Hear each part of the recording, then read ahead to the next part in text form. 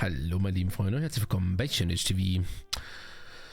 Heute geht es weiter mit Rosen und Musketen und einer Zwischenaktion, Phase 2.5, wenn man so will. Und zwar mit dem Auftrag, wo die Rosen blühen. Schauen wir mal, wo uns das hinführt. Erstmal steht hier, ich soll... Oh ne, doch nicht. Was stand da noch? Ich soll warten. Oh, warte mal, das ist nicht die Quest, die ich machen will. Da. So, warte bis morgen früh 8 Uhr. So, okay. Das ist ja... Wird wahrscheinlich nicht funktionieren, aber ich versuche es mal mit heute.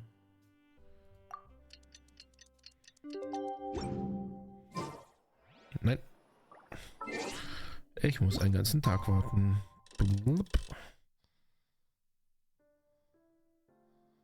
Ja, dann stehe ich jetzt einfach 24 Stunden auf diesem Fleck hier.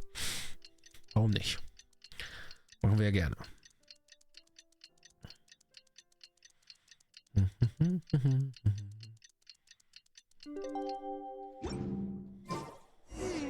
haven't seen Chevra since that night at Baptiste's place. Well, guess there's no point in worrying about it now. Let's go join up with the others. Ist nicht so super weit weg, aber... Na gut, laufe ich mal. Was soll's.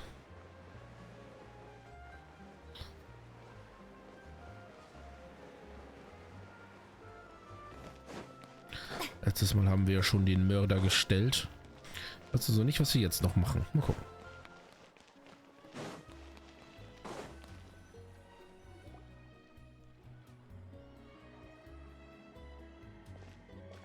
Good morning! Hayaka and I were just talking about you. Is Chevra still not joining us today? Probably not. We haven't seen her either. Huh? That's such a pity. Director Farina said that we've only got a few small scenes left before wrapping up the entire thing. She even said that she'll get me into a couple scenes, so everyone will have a chance to shine in front of the camera. We were also planning on having a victory feast once we're all finished filming. You can join us, right?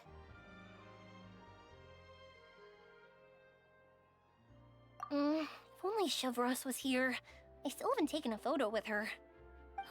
I'm afraid that can't be helped. Those special patrol folks are like phantoms when they've got a case on their hands. But to be honest, I'm even more concerned by what I read in the Steambird earlier this morning. It said that the killer in the murder case was none other than the author of the Two Musketeers. Oh yeah, I heard about that too. He came forward and confessed his crimes, but gave no explanation as to why he pulled the trigger. We didn't know about this case at all when we joined the film. Is it going to affect the reception of our work? From a pure publicity standpoint, this will draw a lot more attention to our film. I have to say, though, that no director can be perfectly comfortable with garnering attention through means other than artistic skill. To be fair, I feel like that ship sailed the moment you allowed yourself to be named as the director on our posters. It's not my fault that I'm super popular. What was that saying again? My popularity has, Sunk to an all-time low? spread to the four corners of Teyvat.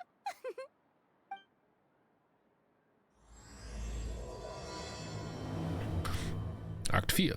Wo die Rosen blühen. Na gut.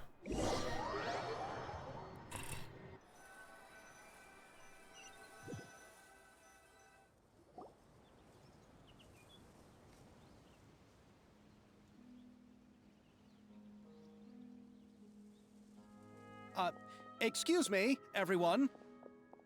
Xavier! Feels like it's been ages since we last saw you. I've been talking non-stop with the Film Association, and I'm absolutely swamped trying to coordinate the film's marketing. So forgive me for not being around more often, but please believe me when I say that I will make sure everyone's hard work gets the exposure it deserves. Oh, seems like you've been fighting your own battles.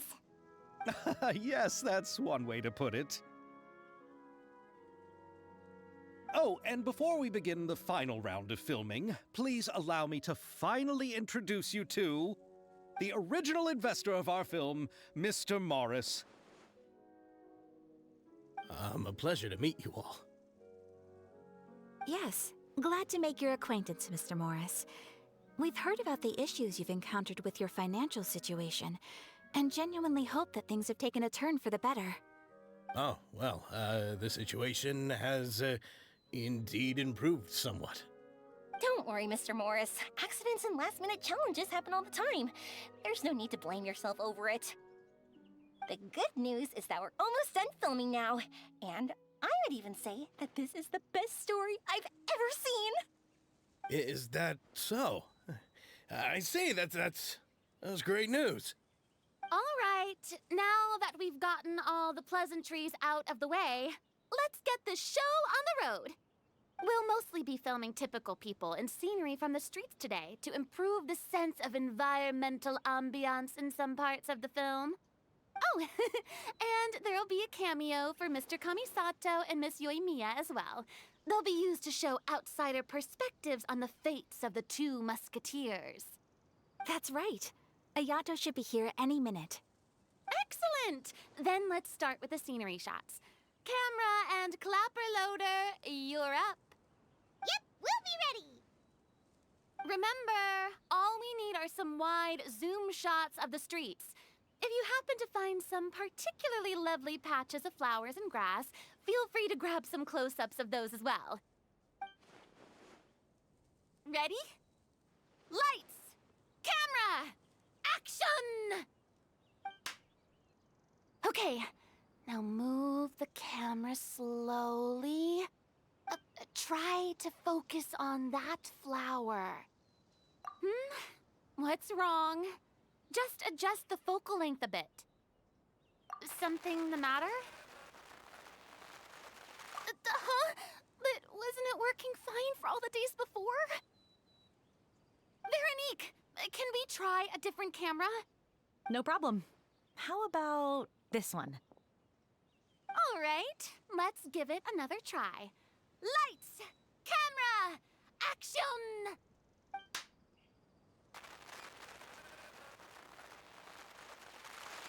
Don't tell me. This one is broken too? Veronique, do we have any other spare ones we can use? I'm afraid we only brought these two today. What? Then go find a workshop to get them repaired right away. Oh, and you too, Bono. Go find our spare camera in the warehouse and bring it back to the set. On it. Greetings, everyone. My apologies for the delay. Is something the matter, Ayaka? It seems like there are some issues with the filming equipment today. We're stuck for the moment. I see. Well, let's not just stand here twiddling our thumbs. Actors, to the makeup booth. We'll start on the next scene as soon as we get a working camera. The people at the workshop told me that the part which holds the lens in place seemed to have fallen off. That's super strange. It was perfectly fine just yesterday. Well, no time to dwell on that now. Let's get back to filming. Ahem! Quiet on set! Places, everyone! Lights! Camera! Action! By the way, have you heard about that recent murder case? Yes, I have. It seems that they've caused quite the commotion in the city. I heard that the chief of the guards is so mad about not catching the culprit that he's about to explode. Oh? I find that quite hard to imagine, considering how he already looks most days. Director, we have a problem. Oh, we're in the middle of a take! Couldn't you wait until we wrapped up this scene? No, Director, our film, all the finalized film that we've been keeping in the case has disappeared. Oh, wait, well, what did you say? Mr. Bono, please take me to where the film was kept right away. I'm coming too. No, Yoimiya, you have to stay here. Oh. Okay, listen up. Everyone who's not working on this current scene can go with Bono to look for the film. Everyone else, stay put and wrap up the scene. Unbelievable. How could all these problems happen in just one day? We're back. How did it go? Did you find the film? We found it in the sewers. Huh? In the sewers? Is the film still okay? We discovered it just in time, so we should still be able to salvage it. The others are checking now to see if we lost any specific scenes. Oh, you scared me for a moment there. I nearly thought we had lost everything. I really don't want to experience that feeling of despair again. Okay, but who could have stolen the film and dumped it there? Could it be, some competitors working on other films? But if they wanted to harass us, why wait until the last day? Okay, we don't have time to really look into it right now. Let's strike while the iron is still hot and wrap this thing up once and for all. Yeah, let's finish it.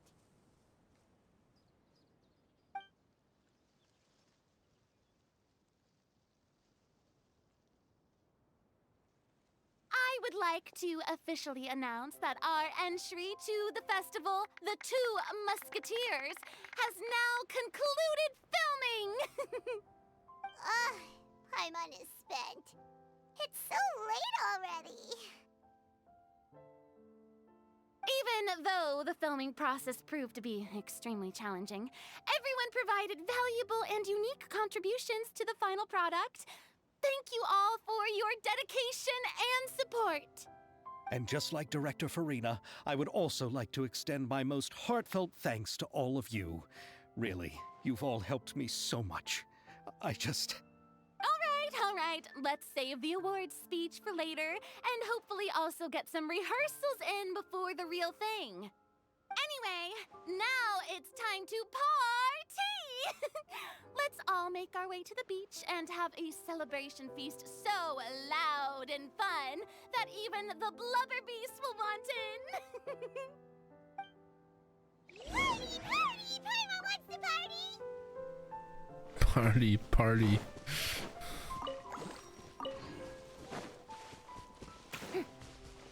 Whoa, this place is hopping. Everyone's finally getting to relax after wrapping up the film. Have you ever seen a fireworks show, Mr. Morris? It's pretty amazing. I'm afraid I haven't, but I'll take your word for it. Habe ich Paimon wieder abgewürgt. Ups. Hey, Ayato! How's your work been going? Everything went rather smoothly. Thank you for your concern. Ayato told me that we've already confirmed the dates for some Inazuma Fontaine cultural exchange events. So the next time we visit, we'll be doing so in our capacities as the representatives of the Yashiro Commission. Oh, that's great! Then maybe Paimon will be able to find Fontaine detective novels in Inazuma from now on. Oh, wait. Wouldn't Yaimiko get upset if that happens? That would be stealing some of her business. You've got a point. She's always complaining that light novels have become bland and too predictable after all. The cultural exchange won't only feature literatures of both nations, of course. We have also made plans for cross-cultural engagements in the fields of gourmet cuisine, toy making, and artisan craftsmanship. Whoa! Paimon's getting super excited now! When the time comes, be sure to visit and participate in all the events.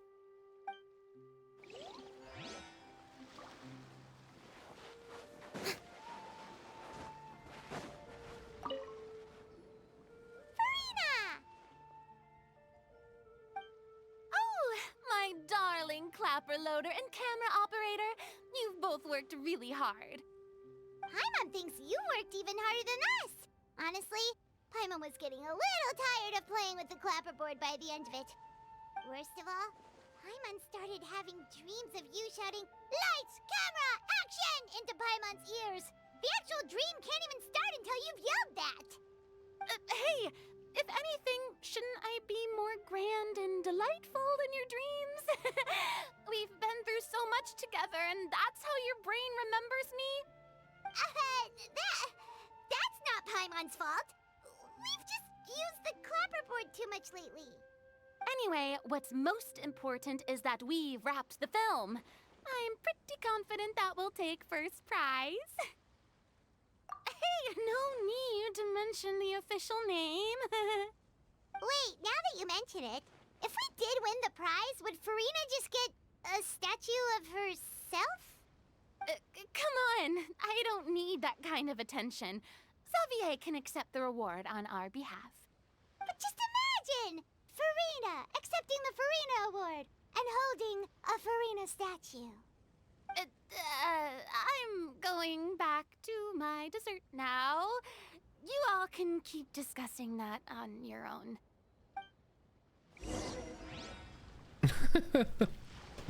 Ja. Fände ich eigentlich auch witzig. Chiori! Hey, you two. Are you not really into these kinds of big social occasions? Not particularly. But this is still better than Fontaine Fashion Week. But if this film becomes a big hit, people will definitely come flocking to your shop. Yes, that's highly likely. As long as the film can premiere as planned. Are you still worried about the case? That and all the obstacles we had to face today. You're right. It's as if all our bad luck just manifested at once. But why today of all days? No, it's nothing. We've already delivered the film to the editors, so there should be nothing more to worry about. How are you doing, Mr. Morris? You having a good time? Well, you could say that. Do you happen to know when the party is scheduled to end? Judging by how much fun everyone's having, I'd say probably not until well after midnight. Is there something that you still have to take care of at home, Mr. Morris? Oh, well, I'm just not a late night person, so I might take off shortly. Oh no! Silly me. I almost forgot something super important. Oh, what is it? I prepared a whole batch of fireworks for the party, but I forgot to bring them over from the warehouse. Fireworks, you say? Well, that's, truly a pity. Sorry things didn't go as planned. Could you help me carry them over, Mr. Morris? I won't be able to fetch all of them by myself. Me? Are you sure that you can't find anyone else? I just wanted to make this surprise for everyone. The warehouse isn't far from here. We'll be there in no time. Pretty please, Mr. Morris. These are some of the best fireworks I've ever made. So I also want you to see them before you leave. They're stunning. I promise that they'll be a once-in-a-lifetime experience that you'll never forget. But... It's okay. Just come with me. If we're sneaky enough, nobody else will see us leaving. All right. The warehouse is right over here. I moved the fireworks there in advance, so it shouldn't be too much work bringing them back. It's still a ways away from the party. Sorry about that, Mr. Morris. It's probably because I'm used to carrying fireworks all the time, so it doesn't feel like a lot of work to me. Was tut sie?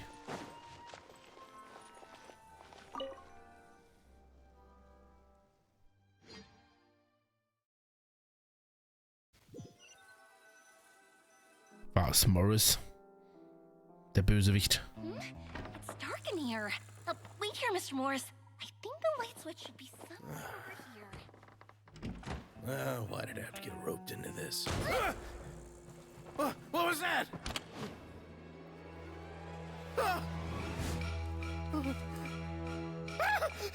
Who's there? Get me out! Get me out of here! Did you really think you'd get away, Morris?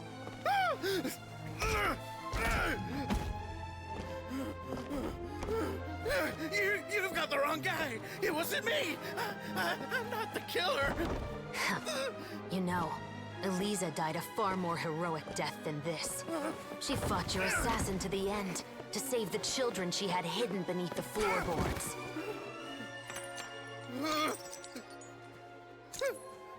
That is Eliza's pendant. The one with a photo of you two inside. The one you gave her. Ring any bells? It's a fake! It has to be! There's no way! No way your assassin didn't destroy it, you mean?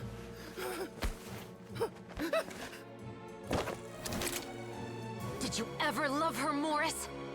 Or was killing her always the plan? No, please. Listen to me. I told Eliza to keep us a secret. I paid her plenty for her silence. I never thought she'd keep the child. Everything was gonna come out, and I had no choice. She forced my hand. No! I'm begging you. I have money. Just name your price, please. You can keep your Mora, and you can go to hell.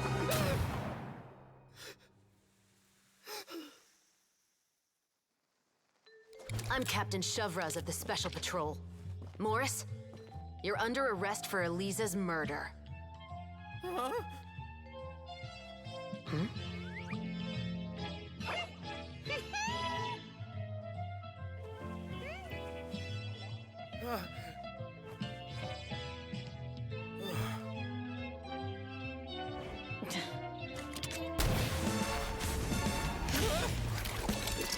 You're under arrest too, prop manager Veronique. Or perhaps I should call you the Second Musketeer.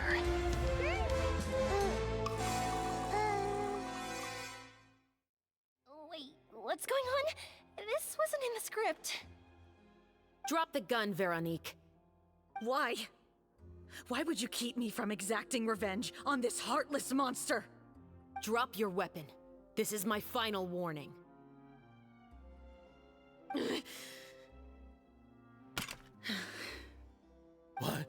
What is going on? Do I have to spell it out for you, Morris? Everything that took place just now was staged to get you to confess the truth. But this last part is all improv, of course.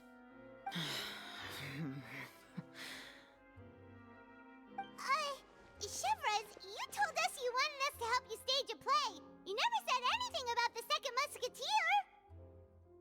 It's because even I had no way to confirm my theory until now. Thank you for your performance, Yoimiya. Could I trouble you to go and bring in the other Special Patrol members? They should be on standby just outside. Oh, and please tell the other cast members not to worry about us. We'll be rejoining them shortly. On it!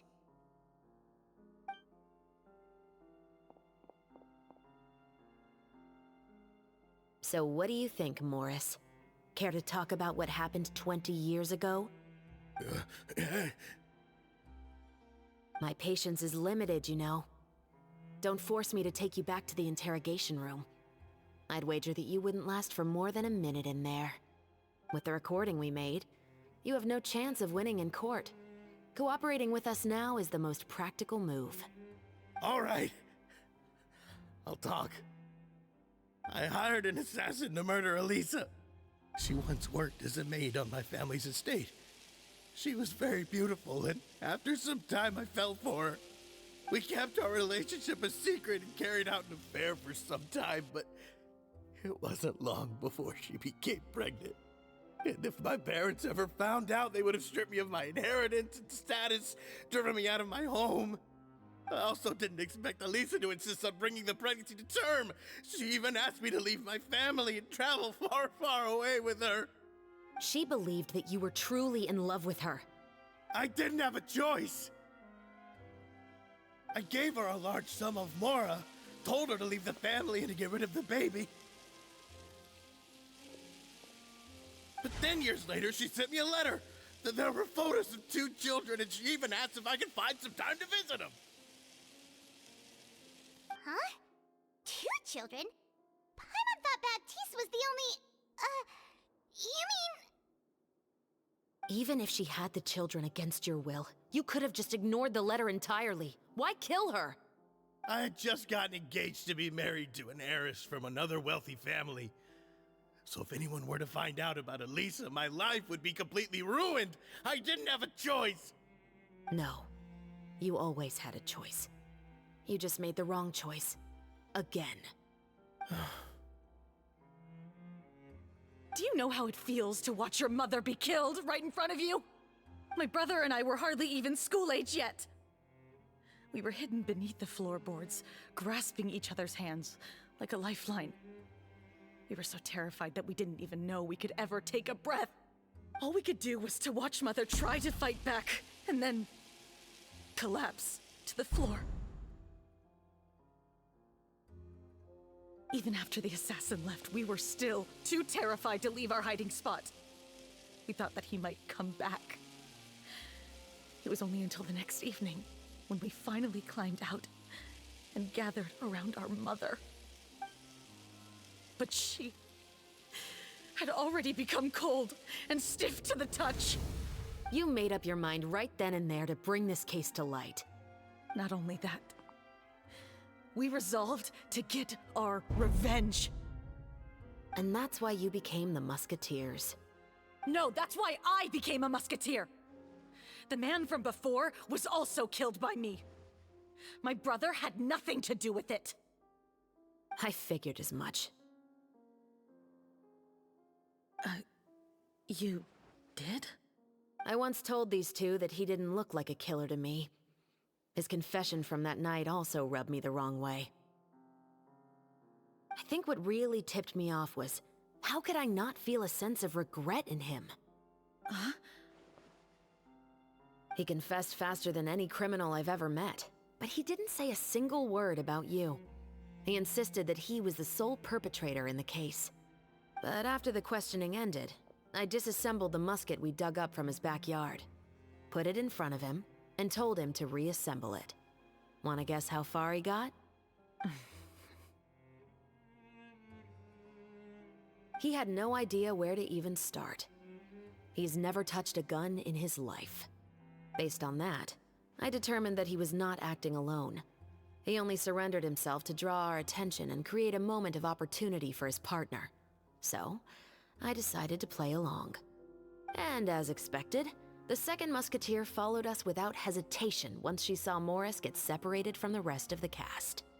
Besides, why else would he call the novel The Two Musketeers? But how did you know it was Veronique? I figured it out the moment Baptiste told me his father's name. That so-called financial crisis was all just a ruse. He just wanted to sign up as the investor and then leave the film without any source of funding. After all, he has a vested interest in minimizing the reach of this story. It's really just the same thing as what he did to Elisa all those years ago. Human scum. But then Xavier pulled out all the stops and got the film made against all odds. Morris couldn't have that. With the killer in custody, he figured it was safe to act. And so he came to visit the set today, just as I expected. Wait, so you were behind all those mishaps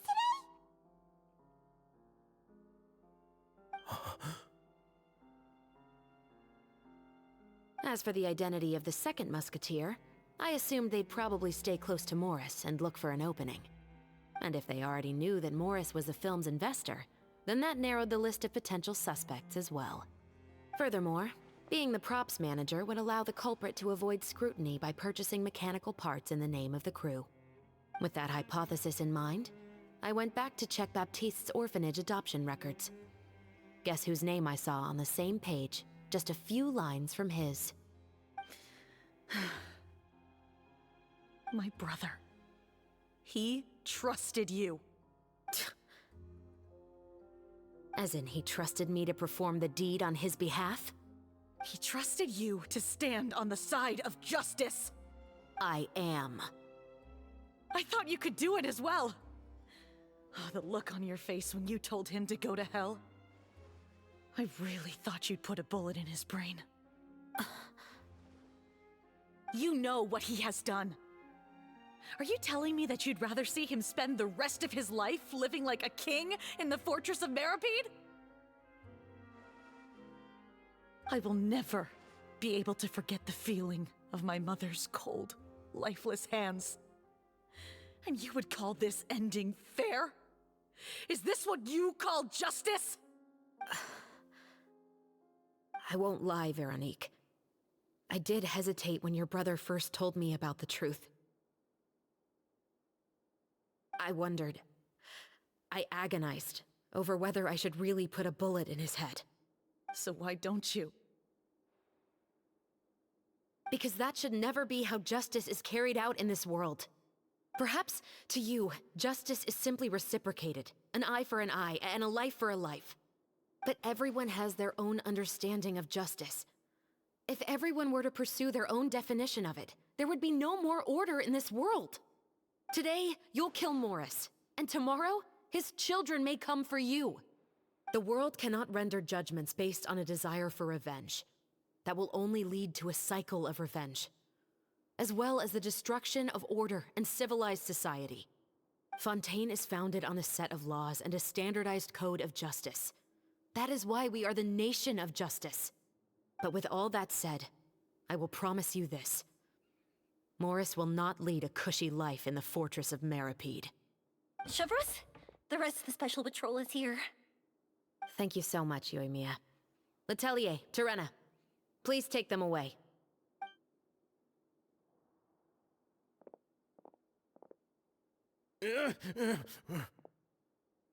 I still can't agree with your reasoning. I know. Justice has not been delivered. At least, not today.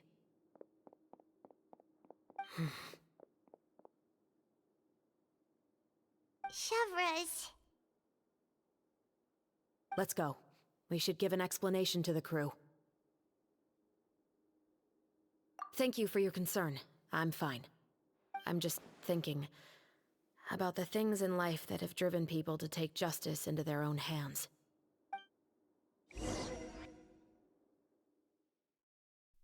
So.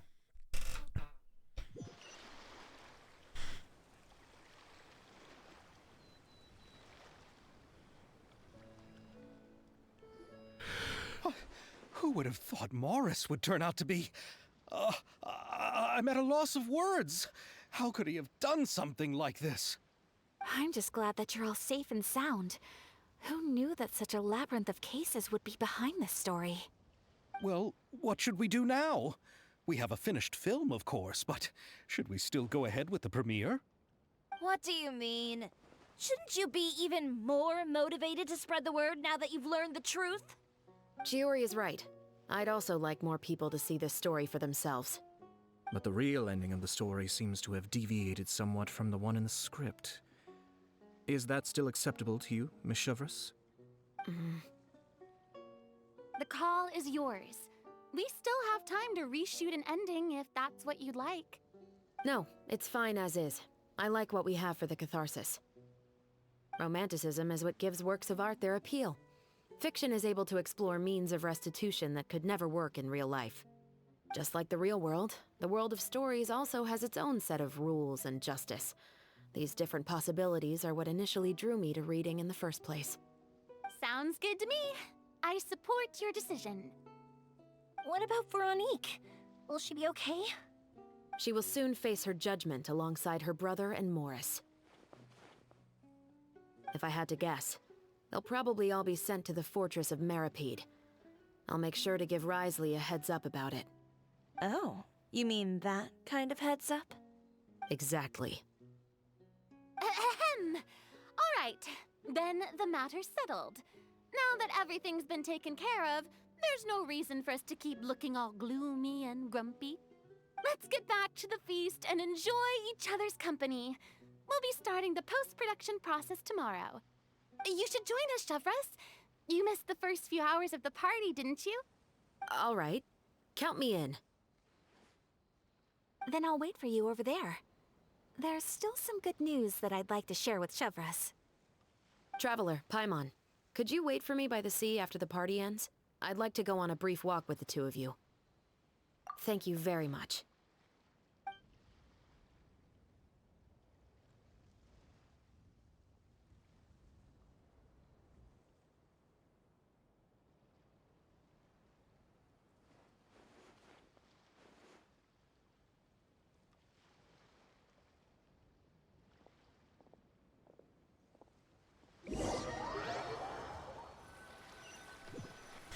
So. Sorry for the wait. Oh, we weren't waiting long at all. Is there something else you wanted to tell us? No, I don't have anything new to share. I just felt that since you were my investigation partners, I should have another conversation with the two of you.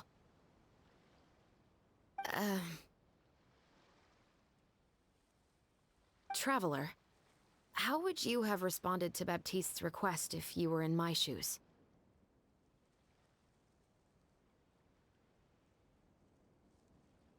Is that so? Well, thanks for sharing. When I was young, my father often took me here to swim. We'd come rain or shine, even when it was freezing cold. He told me that swimming was the best activity to train one's strength of will. You could never give up before reaching the shore, especially when the water was cold. Oh? Why's that? Because the moment you give up would be the moment you die. At that point, I still hadn't received my vision. One winter, the chilly wind felt almost like knives on my skin, and the seawater was so frigid that it numbed my toes the moment I stepped in. I cried and begged my father to spare me from having to swim across, but he wouldn't listen. He used to be a member of the Special Patrol as well. You could say it was his way of educating his children. That sounds awful.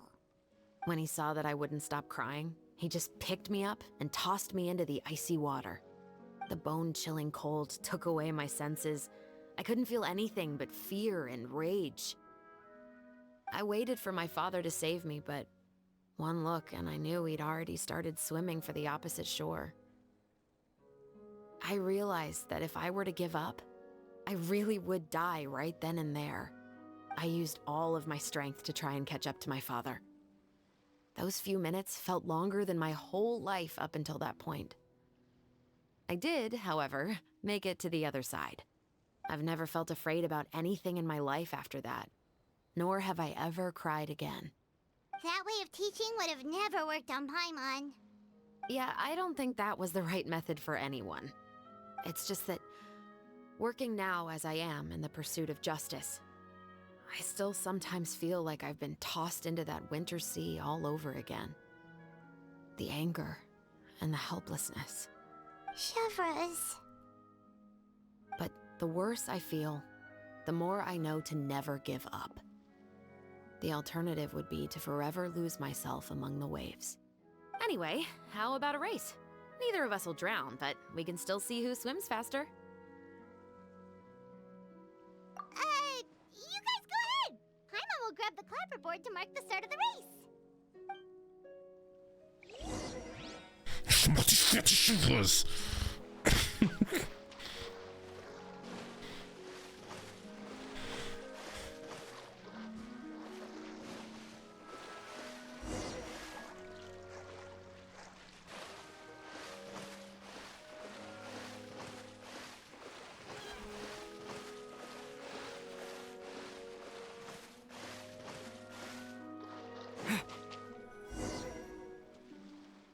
Oh, that felt good.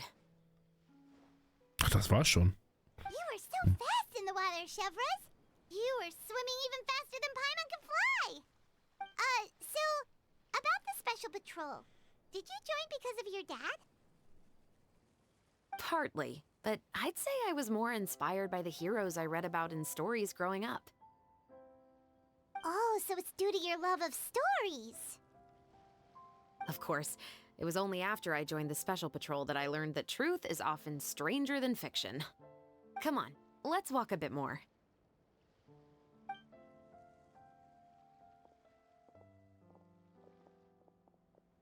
To be honest, I do sometimes question whether the decisions I make are the right ones. But I know that no matter what, I must keep swimming. Because the only thing I've got my eyes on is the shore in the distance.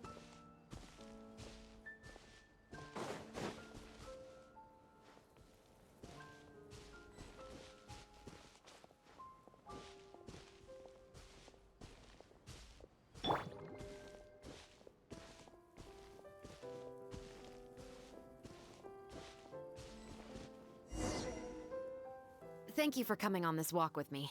I feel a lot better after getting all that off my chest. Huh.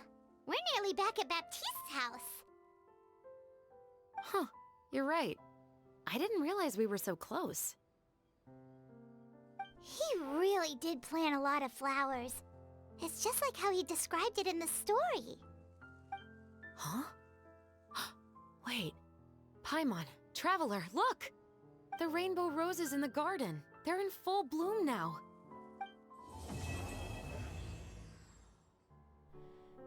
Mhm. Coole Cutscene auf jeden Fall. Ja, hat mir sehr gefallen, wie böse sie dargestellt haben. Even though it's a bit late, I must thank you for investigating this case with me. Not on behalf of the Special Patrol this time.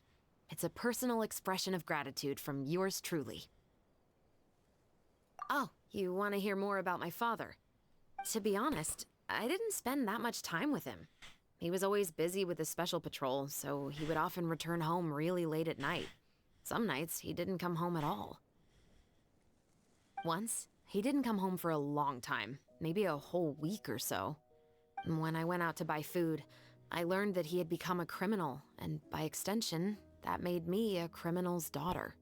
But we can talk about that another day. I actually have a lot of sympathy for Veronique and Baptiste. I can understand the hatred they feel for their father. But that doesn't mean I'll allow them to walk the path of evil, even if it might lead to another sense of justice. Films are different from the real world. They're a form of art and represent the wishes in people's hearts. I adore the two Musketeers, and I'm very happy to have had the opportunity to act the role as one. I can't wait to catch the film when it premieres in the Opera House. I'm looking forward to seeing the audience's reaction to the climactic ending. Thank you for looking out for me. I'll see you at the award ceremony. I'd be very surprised if we don't win. So, Chevreuse. Ich hoffe dann mal, dass ich dich aus dem nächsten Banner dann rausziehen kann. Pyro-Charaktere sind immer gut. Naja. Okay. Das war's dann wohl mit diesem Festtagsauftrag. Es geht anscheinend aber morgen noch weiter. Oder eher übermorgen. Naja gut. Auf jeden Fall denke ich mal, schließt das so im Großen und Ganzen die Geschichte von Rosen und Musketen ab. Und naja. Bin gespannt, was da noch kommt. Ich danke euch fürs Zuschauen, meine lieben Freunde. Und hoffe, wir sehen uns beim nächsten Mal. Chosen.